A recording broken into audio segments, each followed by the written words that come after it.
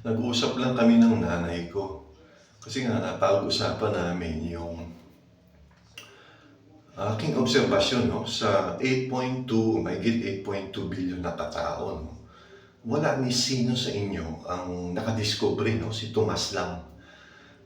Na, kasi nag-oobserba si Tomas sa mundo, no? Inoobserbahan niya yung mga tao, mga kilos ng tao, at pamumuhay, kultura, no? At mga religion. Pero ang napansin ni Tomas, no? Na yung kapalaran talaga ng tao, marami na rin siyang ni-reveal, no? Ng mga celebrities, at pati mismo yung pangalan niya, no? Na kung ano yung binigay na pangalan ng magulang mo, yun ang kapalaran mo, no?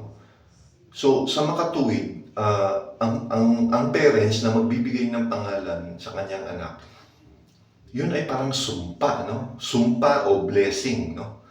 Na napakarami napaka-accurate ng mga aking binasa, no? Ng mga pangalan na pag ni-rearrange mo siya, lalabas yung kapalaran, no? Ngayon, ang napansin ni Tomas, no? Yung Diyos ng Biblia, no? Na parang alam niya, no? Alam niya yung sumpa. Na nung tinanong ni Moises, no? Si tinatawag nilang Yahweh, no? Pero walang bawel yan. Tinawag niyang Yahweh, no? Tinanong ni Moises, ano ang pangalan mo? No? Tinanong niya si Yahweh. At ano ang ibibigay ko sa mga Hudyo, no? Sa mga Jews, anong pangalan?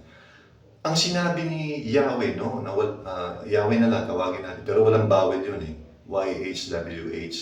Ang sabi ni Yahweh, no? I am who I am. So hindi siya bibigay ng pangalan, no? Kasi pag nagbigay ka ng pangalan, makikilala ka, no? Kasi mababasa at may sumpa. No? Kaya hindi siya nagbibigay ng pangalan, no? Ang Diyos na sinabi niya kay Moises na I am who I am, no? Ang mali ng tao, no? Pag pinanganak yung bata, no? Nagbibigay ng pangalan. Pag nagbigay ka ng pangalan, nagbibigay ka ng sumpa.